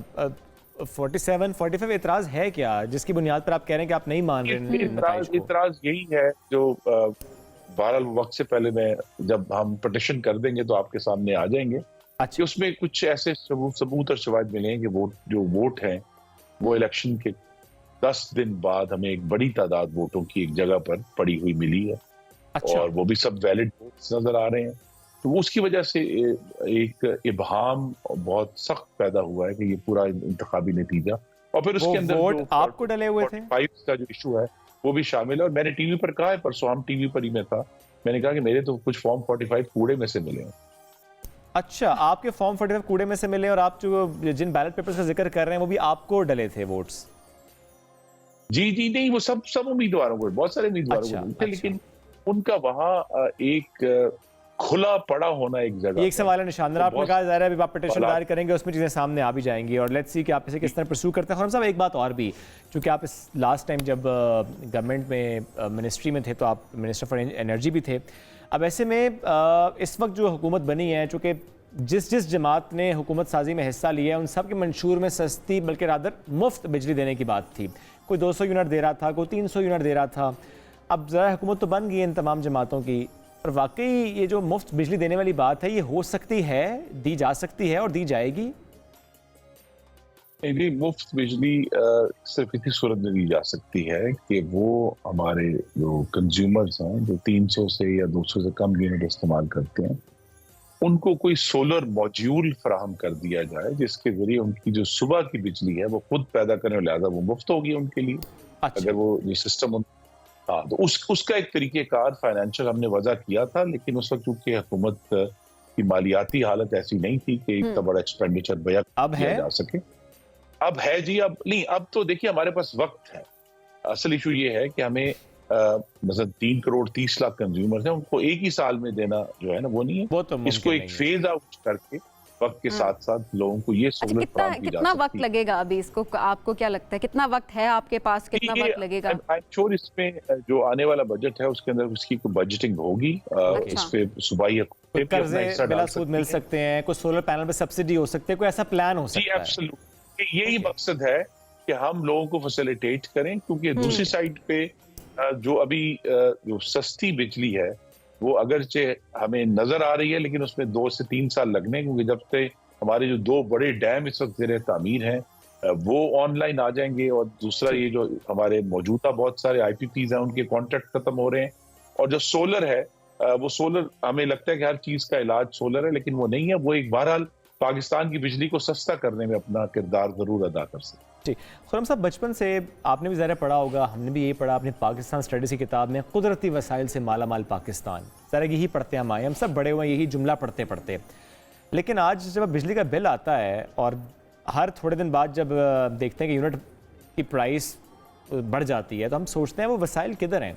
गैस महंगी हो रही है, बिजली महंगी हो रही है, पेट्रोल ज़ाहिर है वैसे भी यहाँ पे नहीं हम इंपोर्ट करने वाले, इन एनी केस ज़ाहिर है गैस के साथ साथ अगर हम देखें चीज़ें महंगी हो रही हैं, तो फिर ये सवाल तो उठता है वो वसाइल किधर हैं? जी, पहले तो देखिए हम सबके लिए एक सबक है कि जो हमने बदहसीयत कौम, उसमें कोई एक हम पिछले 50 साल से हमने अपने गैस को जिस तरह ज़ाया किया है, उसका नतीजा ये कि अब पाकिस्तान के अंदर की जो गैस, जो कुदरती वसीला था अल्लाह ने हमें दिया था, वो हर साल 8 से 10% तक कम हो रहा है और 2030 या 31 तक गालिबन बिल्कुल खत्म हो जाएगा। तो वही कुदरती वसीला अल्लाह ने दिया था, अगर हम उसको बेहतर तरीके से इस्तेमाल करते तो हम उसको अपनी अगली नस्ल तक ले जा सकते थे। हमने नहीं किया। अब सारी गैस जो अगर महंगी हो रही है उसकी वजह है कि अब गैस का बहुत बड़ा हिस्सा इम्पोर्ट होता है। बिजली का मामला, हमें ज़रूर कुदरती वसीला हासिल है पाकिस्तान में, अगर हम इस्तेमाल करें, हमारे पास सूरज है, हमारे पास हवा है, कॉरिडोर्स हैं। लेकिन जो बिजली, बात आपने बिजली। गैस की 2030 से 31 वाली, यानी बस 5-6 साल गैस खत्म पाकिस्तान की। जी, तो हमें इसी के लिए फिर तैयारी करनी है ना जी। जो पिछली PMLN गवर्नमेंट थी, इसलिए हमने उसके लिए 2 टर्मिनल्स लगाए और कतर के साथ एग्रीमेंट किया, एक बड़ा एग्रीमेंट किया, आज तक वो चल रहा है। क्योंकि अब हमें एक ये क्लियर होना चाहिए कि अगले 7 से 8 साल, 10 साल आप लगा लें अगर हम थोड़ा सा एहतियात करें, 10 साल बाद तो मुकम्मल तौर पर हमें अनलेस पाकिस्तान के अंदर से अल्लाह ताला कोई करम करे और कोई बड़ा जखीरा कुदरती गैस का निकल आए, वरना हमें अगले 10 साल के अंदर टोटल इंपोर्टेड गैस पे जाना होगा। ये ऐसी हकीकतें हैं जिसकी बुनियाद पर अल्लाह ताला ने अभी भी मेरी अगर आप मेरी जाती राय पूछेंगे, पाकिस्तान का सबसे बड़ा कुदरती वसीला पाकिस्तान में रहने वाले मेरे भाई और बहनें, उनकी ताकत, उनकी एनर्जी, उनकी मेहनत, उनकी समझ, वही पाकिस्तान को आगे ले जा सकती है और वो सबसे बड़ा। लेकिन जाहिर है इसके साथ साथ स्ट्रैटेजी भी, जो हमारे हुक्मरान है उनकी स्ट्रैटेजी भी पाकिस्तान को आगे लेके जाएगी। आप HR ह्यूमन रिसोर्स पे आप सिर्फ रिलाई नहीं कर सकते। और ये बड़ी आपने जो बात की है, ये जो आपने बात की है, बड़ी परेशान कुन बात है हम सब के लिए। एज अ कॉम हम यहाँ पे बैठे हुए हैं, हमें बड़ी परेशान हुई आपकी बात सुन के कि 5 साल और मैक्सिमम अगर बचा लें तो 10 साल, किसने पहुंचाया पाकिस्तान को इस नतीजे पे? देखिए, ये तो फिर किसी दिन आप मेरे साथ दूसरा प्रोग्राम करें तो एक तवील लंबी बहस है कि सबने हिस्सा डाला इसमें। और करना है कि अब एक कुदरती वसीला था वो कम हो रहा है, और मतलब पहले बलूचिस्तान से गैस थी, अब ज्यादा से गैस सिंध से आ रही है, लेकिन वो भी इस पे तेजी से कमी आ। तो ये एक ऐसी हकीकत है जिसके लिए हमें अभी से तैयारी करनी चाहिए। बेशक। खुरम साहब बहुत शुक्रिया, साथ मौजूद थे रमज़ान और हम के इस ट्रांसमिशन में हमसे कर रहे थे। और ज़रा जब बात तैयारी की होती है सबीन के, कौम किस तरह अपने आप को तैयार करते हैं, तो हम क्या तैयारी करते हैं? हम तैयारी करते हैं अच्छा अगला महीना ना जाने कितना टफ आएगा। हम तैयारी करते हैं अच्छा 15 तारीख हो गई, अच्छा यकम आ गया, पेट्रोल की प्राइस बढ़ जाएगी, चीज़ें फिर से महंगी होंगी। आप ये देखिए कि आज भी अगर हम जाएं, सस्ते बाज़ार भी जाएं, तो हर चीज़ महंगी है। महंगी से मुराद मेरी ये है कि ज़ाहिर जितनी कीमतें पहले थी उस तरह कीमतें नहीं है। मतलब वो जो आप पहले आम मार्केट्स में देख रहे होते थे वो कीमतें लगा के अब सस्ते बाज़ारों में आई हुई हैं। तो गरीब इंसान यही सोच रहा होता है, आम इंसान, हम जैसे लोग बस यही सोच रहे होते हैं कि अगला महीना कैसे गुजरे, अगला हफ्ता। आप महीने की बात करें, हम कहते हैं अगला हफ्ता कैसे गुजरेगा, स्पेशली रमज़ान की मुनासबत से अगर बात की जाए। वहीं पर अगर देखा जाए बहुत सारी बातें जो कि आप ज़ाहिर करना चाहते हैं, बट वक्त हमारे पास क्योंकि लेकिन सभी ये बड़ी अहम बात होती है कि आप आगे बढ़ें स्ट्रैटेजी के साथ, प्लानिंग के साथ। ये छोड़ दें कहना माजी में ये हुआ, उसने ये किया, उस पार्टी ने ये किया, उस रहनुमा ने ये किया, अवाम ने ये किया। अब क्या होना है, अब क्या होना है, करना क्या है, प्लान क्या है, टीम क्या है, स्ट्रैटेजी क्या है, किस तरीके से इसको भंवर से निकालना है, उस पर बात होनी चाहिए। एनीवेज एक ब्रेक लेंगे नाज़रीन, ब्रेक से वापस आते हैं, साथ रहिए। वज़ीर-ए-आज़म शहबाज शरीफ की सरबराही में बनने वाली नई इत्तेहादी हुकूमत की तश्कील का मरहला मुकम्मल हो चुका है तकरीबन, और अब सारी नजरें इसकी कारकर्दगी पर है। कारकर्दगी की अगर बात की जाए तो ये जो रमज़ान है ये हुकूमत का पहला इम्तिहान है कि कैसे महंगाई पर काबू पाया जा सकता है। लेकिन ओवरऑल अगर देखा जाए हुकूमत कॉन्फिडेंट नज़र आती है। वो ये कहती है कि हम महंगाई पर काबू पा लेंगे और ऐसे भी हो जाएगा और वैसे भी हो जाएगा, जो कि हम हमेशा से सुनते आ चुके हैं। लेकिन अभी तक की बात की जाए, आज तीसरा रोज़ा है, आज चौथा रोज़ा है, और चौथे रोज़े की बात की जाए तो मार्केट्स की बात की जाए, बाज़ारों की बात की, स्पेशली सस्ते बाज़ारों की बात की जाए तो वो सस्ते नहीं दिखाई दे रहे। सही बात है, इस पर बात कर लेते हैं। सीनियर सहाफ़ी, तज्ज़ियाकार, एंकर पर्सन मोना आलम आज हमारे साथ मौजूद है। मोना, बहुत शुक्रिया, आपके वक्त है रमज़ान और हमें खुश आमदीद भी कहेंगे। मोना, जिस तरह सबीन ने भी कहा कि ये रमज़ान हुकूमत का पहला इम्तिहान है, और ये वो हुकूमत है जो कि पहले भी थी, ज़रा रिपीट टेलीकास्ट है हमारे लिए, तो हम ये भी नहीं कह सकते कि वो जो पिछले ऐसे कर गए, क्योंकि पीछे भी यही थे। अब ये क्या कर रहे हैं कि आवाम को रिलीफ नहीं मिल रहा, आवाम अभी भी परेशान है, हर चीज़ महंगी है। बिल्कुल, देखिए ये तो रमज़ान में हम हर साल देखते हैं कि ये एक बहुत मनफी रुझान है कि पाकिस्तान में बिल्कुल दीगर ममालिक, इस्लामी ममालिक के बरक्स महंगाई बढ़ जाती है, कम होने की बजाय ज़ख़ीरा अंदोज़ी का उसमें बहुत बड़ा फैक्टर है। और सही आप कह रहे हैं कि ये हुकूमत है, इससे पहले वाली हुकूमत थी जो कि सेम तकरीबन सारी ये जमातें हैं इकट्ठी, और इससे पहले इवन जब पीटीआई थी तो ये तमाम तर तकरीबन जो हुकूमतें हैं वो इस चैलेंज से निमटती भी नजर आती थी, लेकिन मैंने किसी को नहीं देखा कि किसी ने इसको इफेक्टिवली इस पे काबू पाया हो। यही प्रॉब्लम अभी भी सस्टेन कर रही है और वैसी ही कायम है, ये इसमें कोई शक नहीं है। और ऐसे में पीटीआई, मैं इसकी बात इसलिए आपसे ज़रूर करूँगा कि हमने ये देखा कि अब यूँ तो कई गलतियाँ हर जमात से ज़ाहिर होती हैं, लेकिन एक और बात जो कल से हो रही है वो ये कि अगर इस जमात से इत्तेहाद ना करते, सुन्नी इत्तेहाद काउंसिल से, तो शायद हालात मुख्तलिफ होते। आपको इस आर्गुमेंट में वज़न नज़र आता है? बस मुझे तो ये लगता है कि ये शायद एक पीटीआई के अपने अंदर जो अंदरूनी साजिशें हैं, ये उन्हीं की एक आप एक तसलसल समझ रहे हैं उसका, क्योंकि ये बयान बिलखुसूस शेर अफजल मरवत साहब की तरफ से आया है और आप देखते रहे हैं, इससे पहले भी आप सबको याद होगा कि शेर अफजल मरवत साहब अपनी जो पीटीआई की दीगर जो लीडरशिप है उसके साथ हमेशा ही एक उनकी कन्फ्रंटेशन बना रहता है। कभी उनको शो कॉज नोटिस मिलता है, कभी वो कहते हैं नहीं मुझे इमरान खान ने अलग अहकाम दिए हैं। अब जो कल उनका बयान आया है, मैं समझती हूँ उसमें इसके आगे भी उन्होंने कई सारी बातें की हैं और वो एक तरह से अपनी बातों में ये इल्जाम लगा रहे हैं कि उनकी पार्टी के अंदर जो है कुछ डबल एजेंट्स मौजूद हैं जो कि इमरान खान साहब नहीं बल्कि किसी और की बातें जो है मान रहे हैं। और दिलचस्प बात यह है कि वो जो दूसरे लोग हैं वो शेर अफजल मरवत साहब को जो है वो इसी तरह से करार देते हैं कि इनकी भी अपनी जो क्रेडेंशियल्स हैं, ये कहाँ से आए हैं, इनको उस तरह से इनको सख्तियों का सामना क्यों नहीं करना पड़ता जिस तरह से दीगर लीडरशिप को करना पड़ता है, जेल में भी वो एक ही दफा रहे हैं।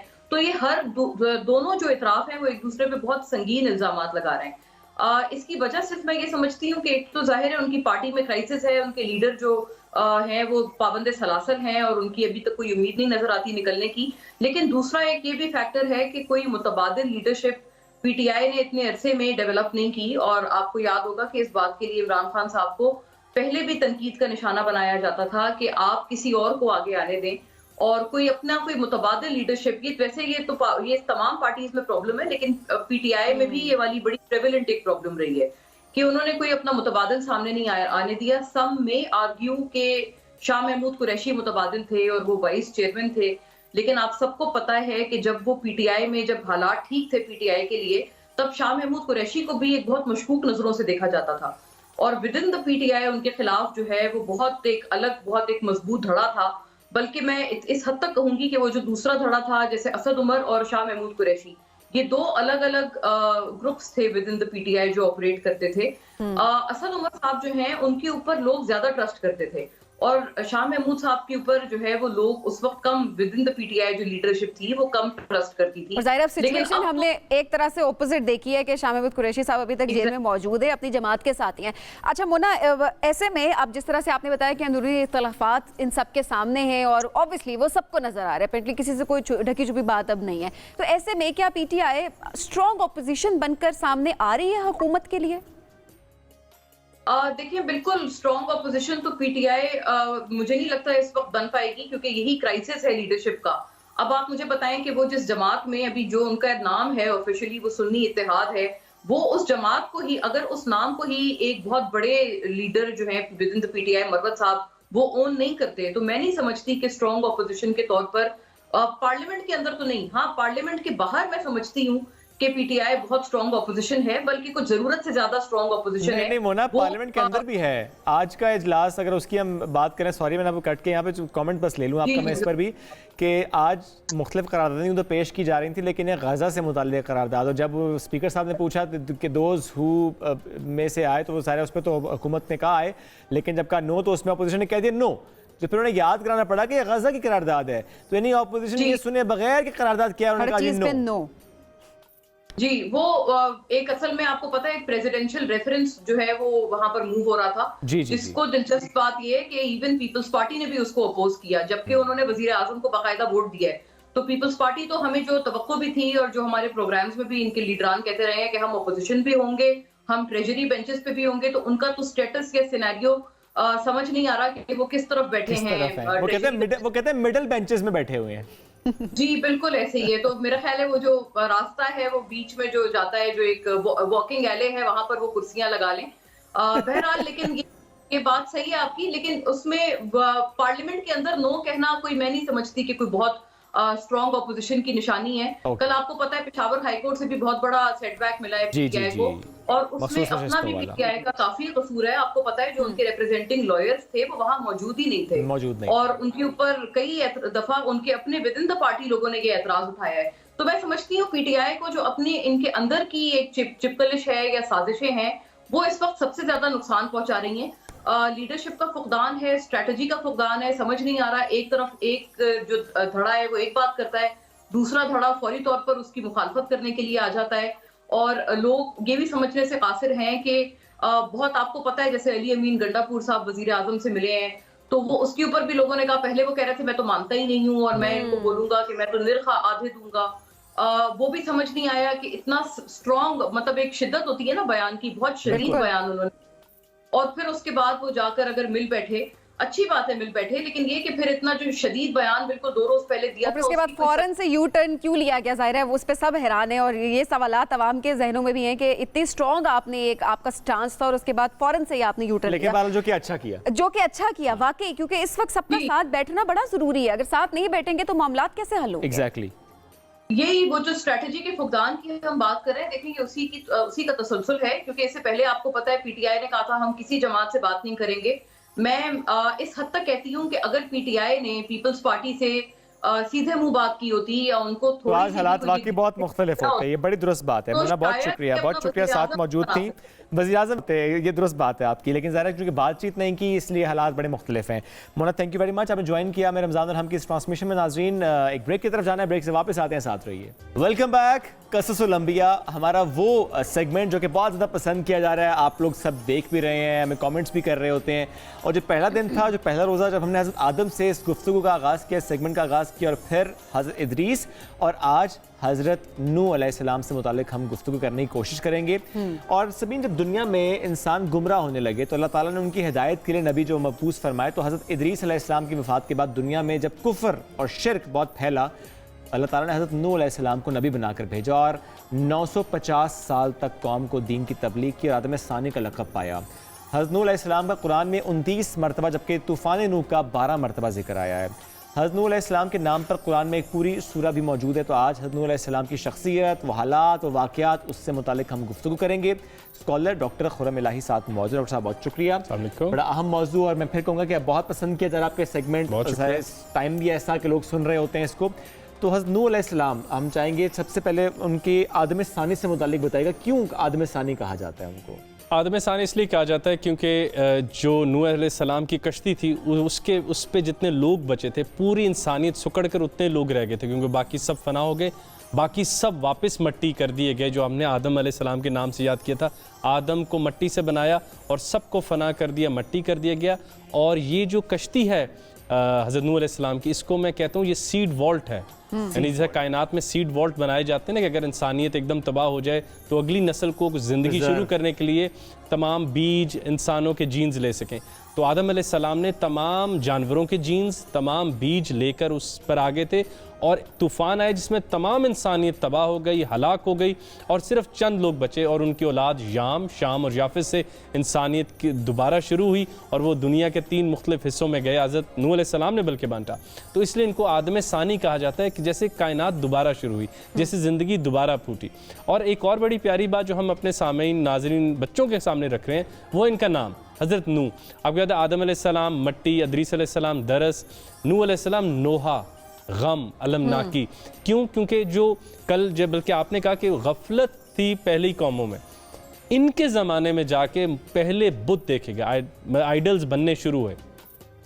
तो 5 बुत इस्तेमाल होते थे, मर्द की तरह का, औरत की तरह का, घोड़े की तरह का, शेर की तरह का, गिद्ध की तरह का। यानी हज़रत इदरीस अलैहिस्सलाम जो कलम और इल्म देकर गए थे और बार बार दलाइल दे रहे थे कि अब दुनिया को तस्खीर करो, वो उस दुनिया के ही ताकतवर चीज़ों को खुदा समझ बैठे, और गैब में जो खुदावंद करीम, जो ताकतवर, ऑल इनकम्पैसिंग, ओमनीपोटेंट खुदा है, उससे दूर हो गए और सामने की ज़ाहिरी खौफनाक चीज़ों को उन्होंने बना लिया। और हज़रत नूह अलैहिस्सलाम ने, जो आपको कुरान मजीद में मिलेगा, उन्होंने उनको वही एक कॉग्निटिव रैशनल दावत दी कि देखो आसमान बुलंदी पर है, ज़मीन पैरों में है, फसल नीचे से उग रही है, खुदा तुम्हें रिज़्क़ दे रहा है, तुम क्यों नहीं उसकी मान लेते? और ये सब तो खुद मखलूक़ात हैं। यानी कि उनकी जो दावत थी वो प्रिमिटिव आदमी को रैशनल आदमी बनाने की कोशिश थी कि मत इन चीज़ों को खुदा रखो। वो खुदा कैसे हो सकता है जो खुद मर जाता हो, जो खुद किसी को खाता हो? वो कैसे हो सकता है? तो दावत की नौयत बड़ी इंटरेस्टिंग है, जो हम आगे ले लेके चलेंगे। और जो हम पूरी कहानी बनाने की कोशिश करें कि इदरीस अलैहिस्सलाम का पैगाम हज़रत नूह अलैहिस्सलाम को मिला। हज़रत नूह अलैहिस्सलाम हज़रत आदम अलैहिस्सलाम की वफ़ात के तकरीबन 100 सालों बाद पैदा हुए और आपको लंबी ज़िंदगी मिली, तकरीबन 1400 साल। उसमें 950 साल आपने सिर्फ तबलीग में गुजार दिए, 950 साल। यहाँ से हमारे बच्चों को, आज के लोगों को सीखनी है इस्तकामत, एक इंतहाई इस्तकामत जो आज हम में नहीं, कंसिस्टेंसी। हम एक वीडियो देखते हैं, एक चीज़ पकड़ते हैं, और इस 950 सालों के बाद 80 लोग बमुश्किल आपके साथ राह हक पर आ सके। यानी अगर आप एवरेज लें तो 100 सालों में एक बंदा मान रहा था, लेकिन इस्तकामत देखिए, वो कंसिस्टेंट रहे और बार बार नोहा करते रहे, एक अफसोस की कैफियत में रहे और कहा कि या अल्लाह ये क्यों आपकी तरफ रजू नहीं करते। और आपके रोने से अल्लाह मियाँ इतने परेशान हो कि आपने कहा कि, और फिर कुरान में जिक्र भी है कि नू अब आप और फिक्र मत करें, अब जिसने आना था वो आ गया, अब जिसने नहीं आना था वो नहीं आया। और आप ये देखें, बहुत अहम बात, कि वो कहते थे कि जो लोग बुरे थे वो कहते थे तुम पैगंबर कैसे हो सकते हो, तुम भी सोते हो हम भी सोते हैं, तुम भी खाते हो हम भी खाते हैं। यानी वो जादूगरों को पैगंबर देखना चाहते थे, एक जादूगर किस्म का आदमी हो, दिलों के भेद जानता, उड़ के दिखाए, चीज़ों की हैयत तब्दील करे। यानी वो जो शैमनिज्म था वो उसको पैगंबरी समझ रहे थे कि वो आदमी जो जादू करता है, बीमारों को ठीक कर देता है। तो उन्होंने कहा मैं तो आम आदमी हूँ, खुदा मुझे पैगाम देता है, मैं तुम्हें पहुँचा देता हूँ कि उसी की इबादत करो। फिर अल्लाह ताला ने कहा अब आप और नहीं रोएंगे, अब और नूह और नोहा नहीं करेगा, अब आप बीज बो दें और दरख्त उगने दें, 100 साल इंतज़ार करें अपने हामी लोगों के साथ, और 100 साल के इंतज़ार के बाद लकड़ियाँ उगेंगी, तो फिर मैं आपको हुक्म दूंगा और अब आप कश्ती बनाएंगे। तो वहाँ पर फिर कश्ती बनती है जो तूफ़ान नूह से पहले। और तब भी वो लोग हंसते हैं कि भाई ये कौन सी कश्ती है जो सहरा में आ जाएगी, कौन सी कश्ती है जिसकी पहाड़ों में ज़रूरत पड़ेगी, इसे समुंदर तक कैसे लेके जाओगे, वो हंस रहे थे। और अहम बात यह कि हज़रत इदरीस जो कलम का तोहफ़ा दे गए, उसकी पूरी प्लानिंग हुई।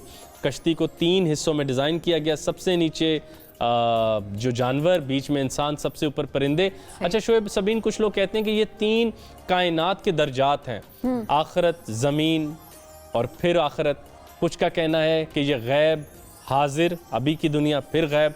तो कुछ लोगों का मानना है कि जन्नत, आम दुनिया, जहन्नुम, ये उन सिलसिलों की भी एक वो बड़ी प्यारी सी थी। इस कश्ती की मिमिक को बनाने की कोशिश की गई, कई फिल्म्स में पिक्चराइज किया गया।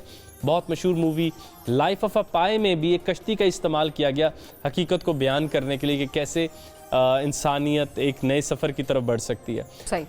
फिर आता है तूफ़ान, और तूफ़ान इतना सख्त है कि वो पानी ज़मीन से भी आया और आसमान से भी बरसा, यानी ज़मीन के अंदर जो पानी था वो भी आया और आसमान से भी पानी बरसा, और 6 महीने जारी रहा।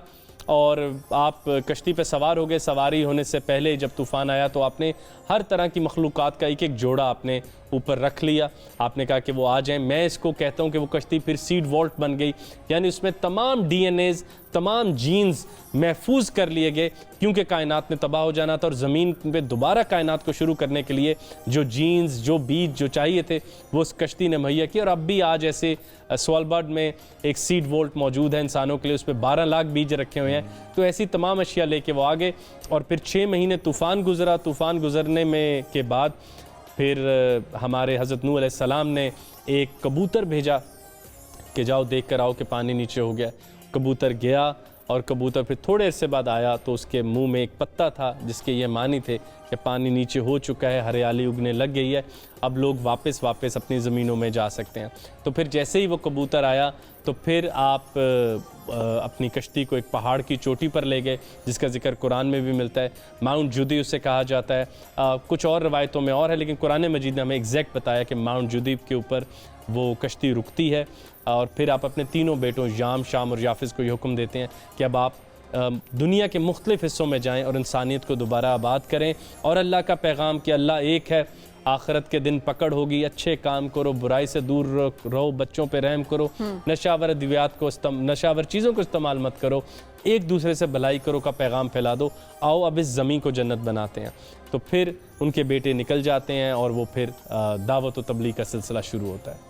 और खुरम कितने लोग सवार हुए थे उस कश्ती के ऊपर, वो थोड़ा सा बताएगा, क्या मंजर था? तकरीबन 80 लोग ही थे जो उस वक्त थे, और उन्होंने आपको कश्ती बनाने में मदद भी की थी, क्योंकि ये इतनी जाइगेंटिक शिप थी कि उसके ऊपर, और आप कुछ रवायतों में ये भी मिलता है कि वो पहली बड़ी शिप थी। उससे पहले सेलिंग का तस्वुर उस तरह इस्टेब्लिश नहीं हो सका था कि एक ऐसी कश्ती जिसमें 3 लेयर्स हों वो मौजूद रहे। एक और इंटरेस्टिंग बात यह है कि ये इतनी मशहूर बात है, नूह अलैहिस्सलाम का तूफ़ान इतना मशहूर वाक़या है कि ये दुनिया की बाकी सेकुलर जो नोयत की चीज़ें हैं उनमें भी नज़र आता है। एपिक टेल ऑफ गिलगमेश जो कायनात की कदीम तरीन कहानी लिखी सूरत में मिलती है, उसमें भी इस तूफ़ान का जिक्र है। उतना पिश्तम एक बादशाह है जो अपने बारे में बताते हैं कि एक बहुत बड़ा तूफ़ान आया और हम बड़ी मुश्किल से उससे हमने बचने की कोशिश की, यानी वो सही लोगों में हो गया, बच गया होगा। इसके अलावा जो मैं कल भी बात कर रहा था कि ग्राहम हैनकॉक जो एक साइंटिस्ट हैं, जर्नलिस्ट हैं, कम साइंटिस्ट हैं, उन्होंने अब बड़ी अहम बात की है कि मुख्तलिफ तहजीबों में ये बताया जाता है कि कोई आदमी पानी से उभरा, इमरजेंस की उसने वाटर से, और तहजीब वापस इंसानों को दी, वो इंसानियत जो ख़त्म हो गई थी।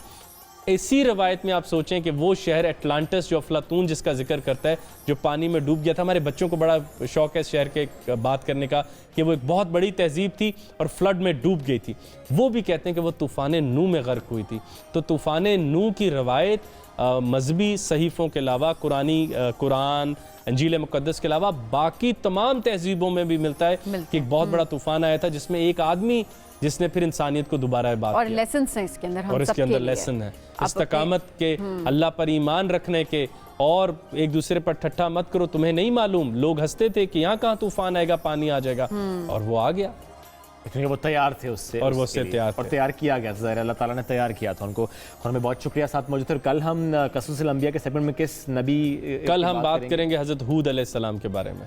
हज़रत हूद अलैहिस्सलाम से मुतालिक कल हम बात करेंगे। नाज़रीन एक ब्रेक की तरफ जाएंगे। क़ससूल अंबिया सेगमेंट रमज़ान और हम में साथ रहिए, वापस आते हैं। हुजूर पाक सल्लल्लाहु अलैहि वसल्लम का इरशाद है कि जिस जुमे के दिन सूरतुल कहफ पढ़ी, उसके कदमों के नीचे से लेकर आसमान तक नूर पैदा होता है जो क़यामत के दिन उसके लिए रोशन होगा, और पिछले जुमे से इस जुमे तक उसके सब गुनाह माफ़ कर दिए जाएंगे। एक और हदीस में आप सल्लल्लाहु अलैहि वसल्लम ने फरमाया कि जिसने जुमे के दिन सूरतुल कहफ पढ़ी, उसके लिए उस जुमे से दूसरे जुमे तक नूर रोशन कर दिया जाएगा। हदीस में जुमे के रोज़ सूरतुल कहफ पढ़ने की बहुत फजीलतें बयान की गई हैं। हुजूर पाक सल्लल्लाहु अलैहि वसल्लम मुसलमानों को भी इसका एहतमाम करने की तरगीब दिलाई है, और ये सूरह 4 वाक़यात पर मुश्तमिल है। असहाबे कहफ की बात की जाए, 2 बाग वाले का किस्सा, मूसा और हज़रत खिज़र अलैहिस्सलाम का किस्सा, और हज़रत ज़ुल्क़ुरनैन का किस्सा इसमें बयान किया गया है। इस सूरह की इतनी फजीलत क्यों है और किस तरह से ये इंसानियत को एक पैगाम देता है, इसी बारे से बात करते हैं। मजहबी स्कॉलर राजा ज़िया साहब हमारे साथ मौजूद है। अस्सलाम वालेकुम राजा साहब, बहुत शुक्रिया प्रोग्राम में ज्वाइन करने के लिए।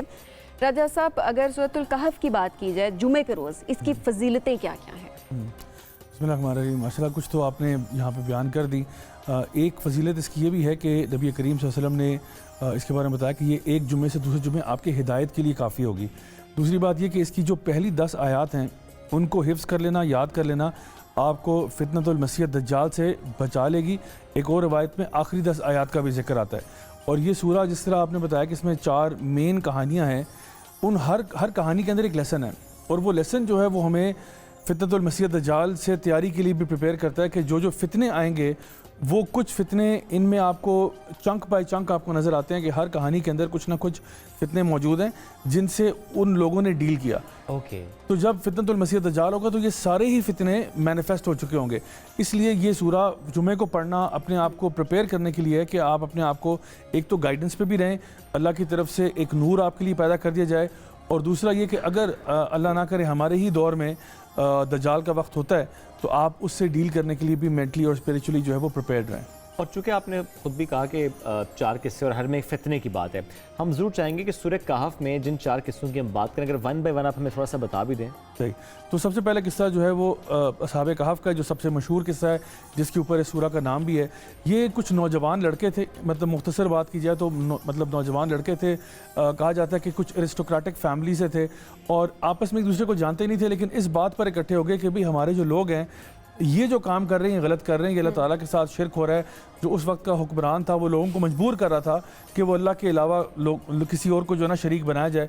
इन्होंने बहरहाल उससे इनकार कर दिया और फिर ये आप समझ लें कि वांटेड हो गए, क्योंकि उन्होंने अपने वक्त के हुक्मरान के सामने डिफाइंस के साथ जो है ये कहा कि हम तो वो नहीं कर सकते जो तुम हमें कह रहे हो। तो ये फिर जो है आप कह लें कि वांटेड हो गए और फिर ये वहाँ से फ़रार हुए। अल्लाह ताला ने इनके लिए रास्ता आसान किया, तो ये जाके जंगल में गार में जाके छुप गए।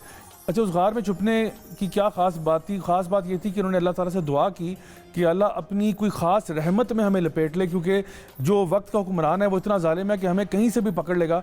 तो ये जब गार में गए तो अल्लाह ताला ने इनको 300 साल के लिए, या इस्लामिक कैलेंडर के मुताबिक अगर आप देखें जो लूनर कैलेंडर है उसके मुताबिक 309 साल ये वहाँ पर सोते रहे। और जब ये उठे तो ये ऐसा लगा जैसे कि जैसे यानी शाम या एक दिन की बात है। और वहाँ से जब ये वापस गए शहर के अंदर तो डिस्कवर हुआ कि भाई एक्चुअली इतना टाइम गुजर चुका है। तो ये एक बहुत बड़ा मौजज़ा था। और इसके पीछे लेसन ये है कि कभी कभार आपका दीन जो है ना वो यानी आपका दीन, आपका वे ऑफ लाइफ जो है वो कॉम्प्रोमाइज़ हो जाता है। तो उस केस में आपने अल्लाह का साथ नहीं छोड़ना, आपने हमेशा हक पर कायम रहना है, सच पर कायम रहना है, और आपने अपने फेथ को प्रिजर्व करने के लिए जो भी आपको चीज़ करनी पड़े आपको वो करना चाहिए। और ज़रा तवक्कुल की बात है कि उन्होंने तवक्कुल किया अल्लाह पे कि अल्लाह ही उनको इस जुल्म से बचा सकता है। बेशक, और किसी और के ऊपर उन्होंने यानी किसी के आगे जो है ना सर नहीं झुकाया। तो पहली बात तो ये हो गया साहब कहफ का वाक़या। दूसरा वाक़या जो आपको मिलता है वो एक ऐसे शख्स का है जिसके पास बहुत माल था, 2 बागात थे, उन 2 बागात के बीच में से नहर बहती थी, और वो जब उस बाग में आता तो बहुत शेखी मारता हुआ आता कि भाई ये देखो ये मेरा खून पसीना है, ये तो मेरी कमाई है। आजकल हमारे अंदर भी ये टेंडेंसी पाई जाती है। तो उसका जो दोस्त था साथ, उसने उसको कहा कि काश तुम ये कह देते कि यानी माशाअल्लाह कह देते, ला कुव्वता इल्ला बिल्लाह कह देते कि ये सब अल्लाह ताला की तरफ से है, अल्लाह ताला के सिवा कोई ताकत कुदरत नहीं। लेकिन बहरहाल वो बंदा अपनी शेखी पर कायम रहा। तो क्या हुआ, वो उसका बाग बिल्कुल तबाह बर्बाद हो गया कुछ ही अरसे में, और फिर वो अपने हाथ मलता रह गया कि भाई मेरे पास एक चीज़ थी। तो इससे जो लेसन हमें ड्राइव होता है वो ये होता है कभी कभार माल का फितना इंसान की ज़िंदगी में आता है। यानी पहले केस में आपका दीन फितने में पड़ गया, आपका दीन दाव पे लग गया। इस केस में क्या है कि आपको माल आपका फितना बन गया जिसने आपको एक तकब्बुर पे ले गया। और हदीस में क्या आता है कि एक इंसान जिसमें राई बराबर भी तकब्बुर होगा वो जन्नत में दाखिल नहीं हो सकता। तो ये रहा उसका जो है ना वाक़या, जिस बंदे के पास माल था और उसने अल्लाह ताला पर जो है उसको एट्रीब्यूट नहीं किया, अल्लाह का शुक्र अदा नहीं किया। तीसरी जो कहानी है वो इल्म का फितना है, और ये मूसा और खिज़र अलैहिस्सलाम का वाक़या है कि जहाँ पे मूसा अलैहिस्सलाम से पूछा गया, अल्लाह ताला ने पूछा कि मूसा सबसे ज़्यादा इल्म वाला शख्स कौन है? तो मूसा अलैहिस्सलाम ने बाकायदा यानी अपने जहन के मुताबिक ये सोचा कि अल्लाह वही तो मेरे पास ही आ रही है, तो मेरे पास तो डायरेक्ट नॉलेज चूँकि तेरी तरफ से आ रहा है तो इससे ज़्यादा तो इल्म किसी के पास नहीं हो सकता। तो अल्लाह ताला ने फरमाया नहीं मूसा, कोई और शख्स भी है। और फिर उनको खिज़र अलैहिस्सलाम की तरफ भेजा गया और उनको बताया गया ख़ास निशानी कि यहाँ पे आपको खिज़र अलैहिस्सलाम मिलेंगे। जब खिज़र अलैहिस्सलाम वहाँ मिलते हैं तो वो उनको बताते हैं कि भाई मैं आपको कुछ ऐसी चीज़ें बताऊँगा लेकिन आप सब्र नहीं कर पाएंगे। तो मूसा अलैहिस्सलाम कहते हैं नहीं इंशाल्लाह आप मुझे सब्र करने वाला पाएंगे। अब खिज़र अलैहिस्सलाम 3 चीज़ें होती हैं जो ऐसी करते हैं जो कि एक आम इंसान, जो कि अगर आप एक मुसलमान के लेंस से देखें तो आपको लगेगा कि ये चीज़ गलत हुई है।